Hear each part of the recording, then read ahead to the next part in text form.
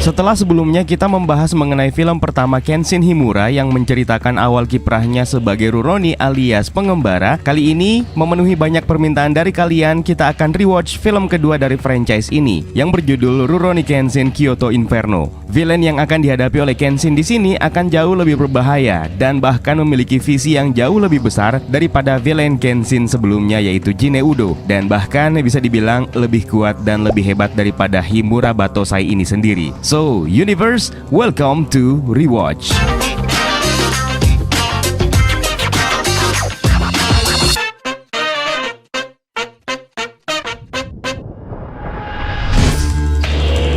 Film ini kembali mempercayai Keiichi Otomo untuk duduk di kursi sutradara, dan film ini diadaptasi dari Arc Kyoto atau dikenal juga dengan Arc Juppongatana, versi anime dan manga atau manga deh. Biar Wibudiot itu tidak nyasar di komen untuk memaki-maki cuman gara-gara penyebutan manga atau manga. Manga. Film ini juga merupakan film pertama dari dua bagian yang direncanakan. Selain kembali memakai jasa Takeru Sato sebagai Kenshin Himura, film ini juga memasang nama Tatsuya Fujiwara sebagai Shishio Makoto yang bertindak sebagai big bad villain untuk seri ini. Shishio Makoto sendiri merupakan karakter yang unik dan bahkan menjadi villain favorit banyak penggemar. Buat kalian yang belum sempat nonton film yang dirilis pada tahun 2014 ini dan akhirnya tertarik untuk menontonnya kembali, kita kasih peringatan terlebih dahulu. Video ini adalah full spoiler konten, jadi silahkan tonton terlebih dahulu filmnya sebelum kita lanjut. Film ini awalnya menggambarkan keadaan Jepang yang sudah berubah sejak memasuki era baru. Kedamaian berhasil tercipta dan tidak ada lagi peperangan, serta kepemilikan persenjataan oleh masyarakat sipil mulai diatur untuk mencegah hal-hal yang tidak diinginkan terjadi. Namun kedamaian itu terancam dengan kembalinya mantan Hitokiri yang menjadi suksesor Himura Batosai. Dan tanpa sepengetahuan Batosai, sosok ini juga ternyata terlibat dalam perang Toba Fushimi, dan dia adalah Shishio Makoto. Dia kemudian dibunuh dan dibakar karena reputasi yang keji sebagai Hitokiri yang bisa mencoreng pemerintahan di era baru. Namun Shishio ternyata masih hidup setelah salju memadamkan api yang membakar Shishio tidak lama kemudian. Kenshin yang hidup tenang di dojo Kamiya bersama Kaoru, Sano, Megumi, dan Yahiko kemudian dibawa untuk bertemu dengan menteri dalam negeri Okubo Toshimichi. Rupanya Okubo dan pihak pemerintahan meminta pertolongan untuk menggunakan jasa Kenshin kembali untuk melacak dan menghentikan teror yang terjadi di Kyoto yang merupakan ulah Shishio. Kenshin yang sudah tidak lagi menjadi Hitokiri dan ingin hidup tenang sempat menolak tawaran tersebut, sampai akhirnya terjadi tragedi pembunuhan Okubo yang dilakukan oleh Sojiro Seta, salah satu anak buah Shishio yang kita kenal dengan nama Juppongatana. Kenshin pun akhirnya memutuskan untuk berangkat ke Kyoto dan meninggalkan teman-temannya. Tidak lama setelah kepergiannya muncul sosok misterius di Tokyo dengan tampang dingin dan sangar serta mencari di mana Kenshin berada. Orang itu kemudian mengalahkan Sanosuke dan pada akhirnya terungkap sosok misterius tersebut adalah Aoshi Shinomori. Dia adalah pimpinan Oniwa Bansu yang disingkirkan oleh pemerintahan baru. Aoshi menghabiskan waktunya untuk mencari Batosai dan ingin membunuhnya sebagai bukti bahwa Oniwa Bansu adalah yang terbaik di Jepang. Dalam perjalanannya menuju Kyoto, tepatnya di Odawara, Kenshin bertemu dengan Misao yang berniat untuk mencuri Sakabato milik Kenshin. Pada akhirnya diketahui ternyata wanita polos yang satu ini adalah anggota termuda Oniwa Bansu yang sedang mencari Aoshi. Mereka kemudian mendapatkan seorang anak yang sedang meminta pertolongan dan mereka dibawa ke sebuah desa yang telah dibumi hanguskan dan dikuasai oleh anak buah Shishio. Mereka mendapati kedua orang tua anak itu tewas tergantung. Setelah mengalahkan semua anak buah Shishio seorang diri, Kenshin pun kemudian dibawa oleh Sojiro Seta ke kediaman Shishio. Shishio yang ditantang Kenshin malah menyuruh Sojiro Seta untuk mewakilkannya berduel. Berbekal pedang Kotetsu Nagasone yang dipinjamkan oleh Shishio, Sojiro berhasil memenangkan duel dengan mematahkan Sakabato milik Kenshin. Sojiro pun mengisyaratkan duel ulang dengan memberikan kesempatan Kenshin untuk mencari pedang pengganti.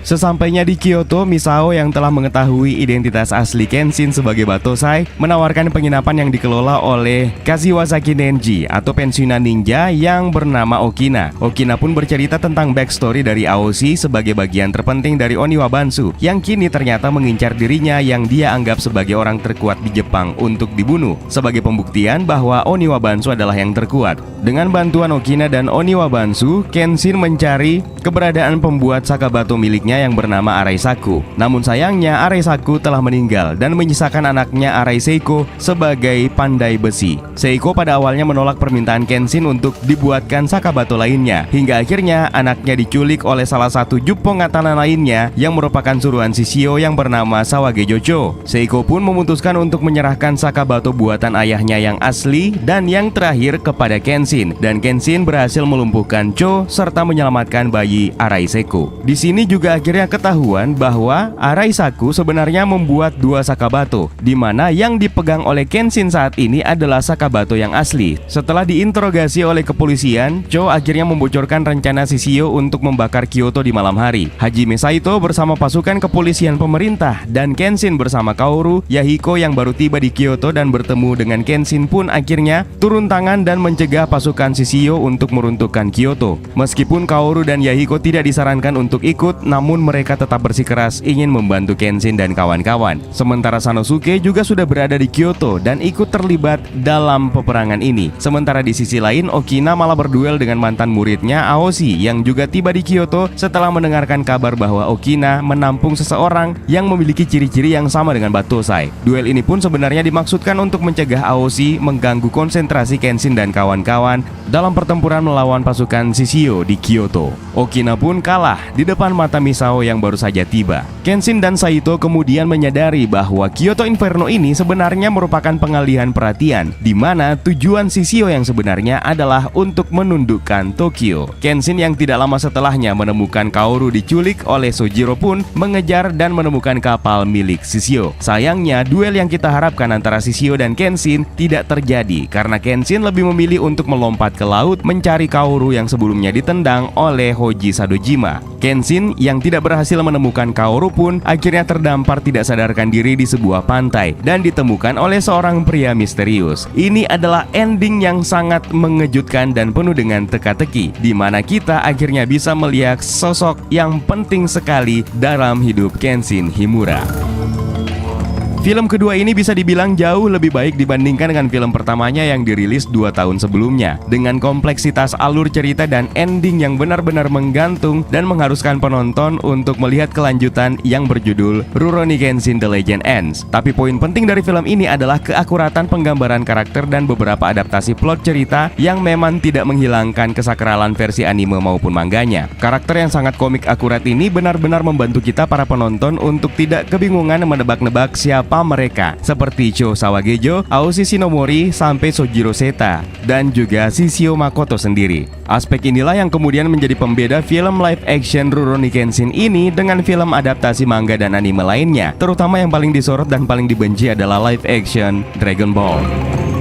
Hanya saja mungkin memang beberapa karakter penting kurang dieksplorasi, seperti Sojiro Seta yang sebenarnya punya backstory menarik yang membuatnya selalu tersenyum meskipun saat dia telah menghabisi korbannya. Dan yang paling tidak membuat saya terkesan adalah backstory Aoshi yang terkesan terlalu dipaksakan dan motifnya untuk memburu Battosai terlalu lemah dan membuatnya malah membuat kita sulit untuk bersimpati terhadap karakter ini. Setidaknya itu yang terjadi dalam sequel part 1 ini. Setting lokasi dan properti dalam film ini pun juga dengan sangat rapi menawarkan kita seperti apa kebudayaan negeri Sakura di era Meiji. Salah satunya adalah scene opera Hitokiri Bakyusai di awal film dan kehidupan sosial kemasyarakatan di era samurai tersebut. Dan rasanya tidak akan lengkap jika saya pribadi tidak memuji koreografi pertarungan yang disajikan dalam film ini, yang jauh dari kesan lamban dan hafalan. Dan bahkan sebelumnya tidak pernah terbayangkan koreografi ala manga dan anime yang diadaptasi dengan begitu sesuai dan sangat natural dalam film ini. Dan scene pertarungan terfavorit versi saya untuk film ini tersaji di pertengahan film ketika Kenshin berhadapan dengan Sojiro Seta.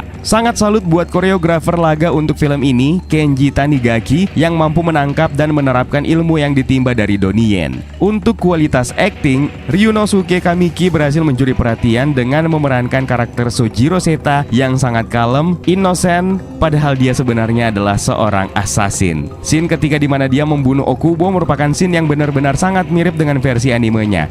Selain Tatsuya Fujiwara dengan penjiwaan karakter yang benar-benar sakit dan gila sebagai Shishio Makoto, Kenichi Takito sukses membuat saya semakin membenci karakter yang diperankannya, yaitu Hoji Sadojima. Karakter yang sebenarnya tidak punya kemampuan bela diri apapun, namun dia ahli dalam strategi. Sekarang waktunya kita coba untuk temukan perbandingan film live action ini dengan anime maupun mangganya di beberapa momen penting. Ketika Kenshin bertemu dengan Okubo, Menteri Dalam Negeri Jepang, juga diceritakan dalam anime dan mangganya. Tapi dalam versi anime dan mangganya, pertemuan mereka diawali dengan kemunculan Saito sebagai utusan yang akhirnya memperlihatkan kita duel hidup mati dengan Kenshin. Sampai-sampai Kenshin terpaksa berubah ke mode Batosai-nya. Kehadiran Saito ini rupanya dimaksudkan sebagai tes kekuatan Kenshin yang sayangnya Hajime Saito malah terlalu larut jauh dalam duel ini. Sementara versi live actionnya berlangsung datar, di mana Okubo mengutus Inspektur Kawaji untuk membawanya bertemu dengan Okubo. Dalam versi live action Kyoto Inferno, backstory Shishio Makoto mengambil kisah aslinya, di mana dia adalah suksesor Kenshin Himura sebagai Hitokiri. Makanya di beberapa titik Shishio memanggil Kenshin dengan sebutan senpai. Hanya saja Shishio di sini dieksekusi dengan cara berbeda. Dalam versi live action, Shishio dihabisi dengan sejumlah tikaman pedang, lalu dibakar bersama dengan beberapa jasad. Sementara di anime, Shishio dieksekusi dengan cara dihujam beberapa tembakan. Lalu kemunculan Aoshi dalam film ini terbilang melenceng dari kisah aslinya. Dalam versi anime, Aoshi dan Oniwa Bansu sebenarnya disewa oleh Kanryu Takeda. Aoshi kemudian mendapatkan pertarungan pertamanya melawan Kenshin di kediaman Kanryu Takeda tersebut. Sementara dalam versi live actionnya, Aoshi diceritakan belum pernah bertemu dengan Batosai sampai di titik ini. Inilah yang membuat situasi di penginapan Okina berbalik, di mana dalam versi anime, Kenshin lah yang bercerita mengenai Aoshi. Sementara dalam versi live action ini, Okina lah yang menceritakan backstory Aoshi. Kisah rekan-rekannya di Oniwa Bansu pun juga diceritakan berbeda, di mana dalam versi anime, teman-teman Aoshi dihabisi oleh Kanryu Takeda dengan Gatling gun-nya. Sementara di live action, mereka dibunuh oleh pihak pemerintah. Dalam salah satu scene terfavorit saya, yaitu pertarungan Kenshin dan Sojiro Seta, dalam anime, duel ini sebenarnya berlangsung sangat singkat. Sementara di live action, lebih memanjakan mata. Meskipun di ujung duel, ya sama persis dengan patahnya Sakabato milik Kenshin dan rusaknya beberapa bagian sisi bilah Kotetsu Nagasone milik Shishio yang dipakai oleh Sojiro Seta. Duel ini pun sebenarnya diawali dengan pertarungan Kenshin melawan Senkaku yang berperawakan besar dan yang bertanggung jawab terhadap penghancuran desa Shingetsu dan menggantung orang tua seorang anak yang dalam manga dan anime bernama Mishima Eiji. Sayangnya pertarungan ini tidak ada dalam versi live action. Lalu Kenshin pun datangnya sendirian ke kediaman Shishio ini. Sementara di anime, Kenshin ditemani oleh Saito. Dalam film ini, Sanosuke Sagara juga ikut menyusul Kenshin ke Kyoto. Hanya saja perjalanan Sano tidak diceritakan, di mana dalam versi animenya Sano justru bertemu dengan Yukyusan Anji dan mempelajari satu ilmu pukulan yang bisa menjadikan objeknya menjadi debu yang bernama Futae no Kiwami. Pertarungan epik lainnya terjadi antara Kenshin dan Sawagejo Cho.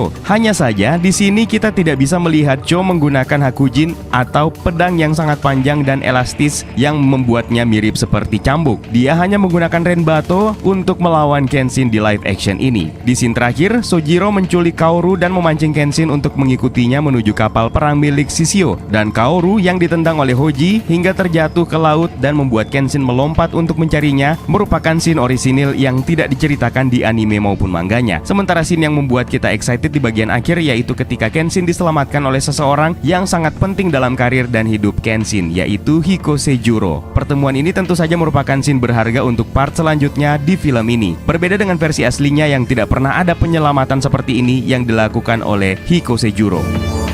Secara keseluruhan, film ini adalah film live action Rurouni Kenshin yang sangat akrab dengan kisah anime maupun mangganya. Meskipun memang ada beberapa penyesuaian cerita untuk versi live action, namun ini bukan menjadi masalah untuk film ini. Yang jelas, Keiji Otomo berhasil membuat kita kegantung dan tidak bersabar untuk menonton kisah lanjutannya di Rurouni Kenshin The Legend Ends. Dan Universe, apakah kita perlu rewatch juga Rurouni Kenshin The Legend Ends? Kalau banyak permintaan dari kalian, maka akan kita buatkan untuk rewatch episode selanjutnya. Dan kalau ada lagi poin penting yang mungkin ingin kalian tambahkan atau mungkin ingin kalian koreksi, silahkan tuliskan di kolom komentar di bawah. Kalau kalian suka dengan konten seperti ini, sempatkan like dan subscribe buat kalian yang baru saja menemukan channel ini. Kunjungi juga media sosial kita yang lainnya, linknya bisa kalian temukan di kolom deskripsi di bawah. Jangan lupa di follow ya Universe. So it's time for me to sign out. My name is Eka Saputra and until next time.